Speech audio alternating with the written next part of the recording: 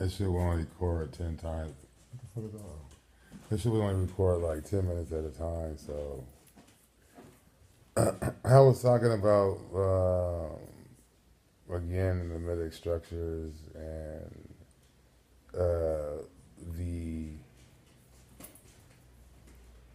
um, the unhealthy state of our metric structure, and that we need that in order to develop or to um, strengthen the integrity of our mimetic structure, we need to develop a more tangible origin story. And you know, when I be talking this shit. I mean, I be writing it down too. But I be talking and I can articulate it better. I know what I'm reaching at, and there's other science or data to support the science that I'm speaking about, psychologically speaking and biologically speaking. But it is funny to me that it continues to develop, you know, such sound bases as the means, because you know they've used these group neuropsychiatric techniques on the Serbs, and like I've argued on my Facebook page that, you know, this is the method in which the Tigrinian so-called Jews, the Judeans of antiquity, utilized once they left Babylonia. After they left Babylonia, when the Persians allowed them their freedom, or allowed them to leave, allowed them to return back to their homeland, and were no longer exiled in the land of the Babylonians. Now, when the Babylonians exiled the Judeans, the Tigrinians, they left the Amerindians, the Sumerians there, and then there was a change of fortune. The Sumerians took the position of the Judeans, and the Judeans took the position of the Sumerians. But the Sumerians had this neuropsychiatric technology, and that they shared this neuropsychiatric technology with the Judeans to overcome their trauma. But the Judeans transferred it to, you know, a masculine god figure, which had negative implications, which the Samaritans tried to warn them of, and they demonized the Samaritan god, which is Baal, which is the matriarchal god, and they took in place this patriarchal god in as far as the basis for their neuropsychiatric group therapy structure. So this is what this is.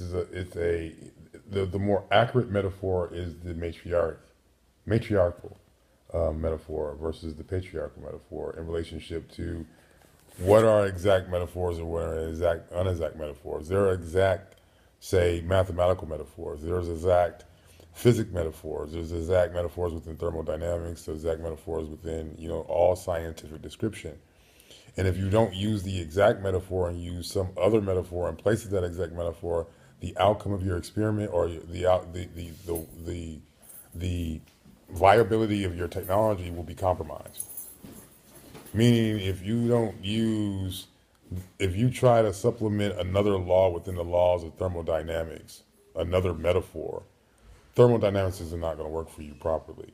Just like this law within psychology. These laws within psychology are the same laws, which, you know, are the laws they call government, that they call the laws of karma, the law of attraction, law of power, so on and so on. These are laws of psychology, and for psychological use, based upon the human physiology or neuropsychiatric use. And if we don't utilize these subtle technologies, these neuropsychiatric technologies correctly, they have, you know, backlash. For every action, there's an equal and opposite reaction. These laws apply to the use of all energy. That's why thermodynamics can be utilized in relationship to thought, because thought is just a wave pattern, just like electromagnetic is a wave pattern in relationship to this particle wave pattern. You know, there's a particle aspect and there's a wave aspect. They can't be both at the same time, but they both have both functions.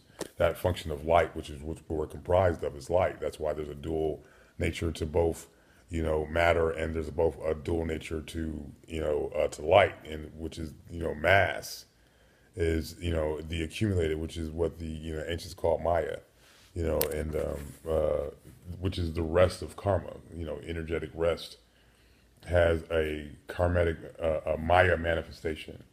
Karmatic is a word I made up. I don't know if that's really. I like it though. Kinesthetic learner. I'm gonna kind of can still roll with it. But so this is the basis of why it is that I'm suggesting these particular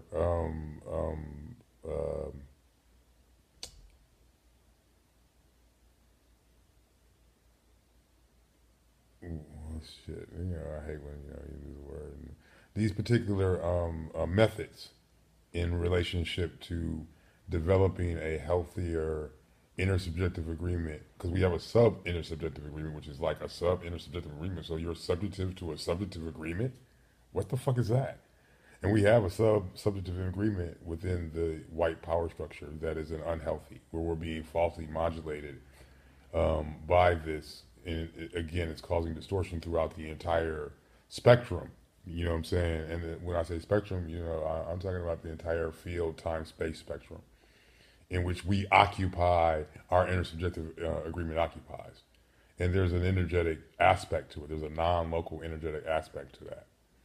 And so, when we talk about this, we're talking about an aspect of the universe, the quantum aspect of the universe, which is not necessarily viewed based upon the limitations of human physiology. It's not viewed through direct inference or sensory perception. It can only be viewed through indirect inference. That's the scientific method.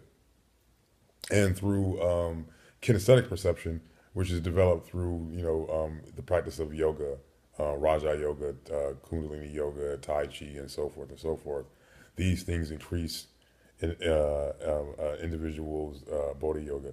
These things increase an individual's kinetic perception, so they're capable of seeing outside of the limitations of our senses. Our senses only give us a direct inference of the universe, a direct and sensory perception of the universe. When the universe is beyond the human perception, that's why I interpret the scriptures as like you don't limit, what I'm saying, God to man. God is beyond man's capacity, even though we are God in encased within these physiologies. The same consciousness that is outward is the same consciousness that's inward. However, the consciousness is greater within us than it is outwardly. The downward causal information is in a high entropy state that we have the capacity through our reason to lower the entropy of, in order to have this balanced entropy state, this mid entropy state, in which the entropy is neither too high nor too low, in which there's a combination of both dark and light. Darkness being the low entropy, light being the high entropy. But light, what I'm saying? So even then you have to look at light being kind of confusion. It's the hot mess. And darkness is being the beauty because it's the organization. But that organization had to, what I'm saying, man. So, manifest itself in a condition in which it could be sorted. It needed a time-space continuum in order to be, because it could, if not, these thoughts would just run wild without parameters.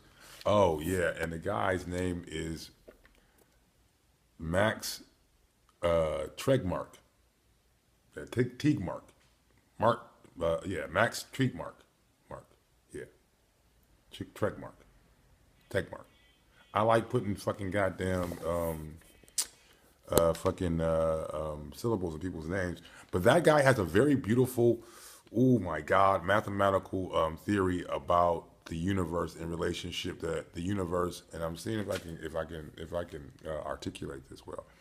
That there's a certain parameter, that is a certain mathematical parameter set to the universe. That the universe has to adhere to certain mathematical parameters. Now, I'm saying these mathematical parameters are only as far as human perception, and the mathematical parameters might just be that human perception. That the way, but those those mathematical parameters still have to be inherent within the universe. That they have to be inherent in the possibilities in the universe, and they have to manifest within the probabilities, or the reason that the probabilities even exist within the universe, because we know this universe is maintained by probabilities, because that's what, our metaphor is pretty exact in relationship to these probability waves that carry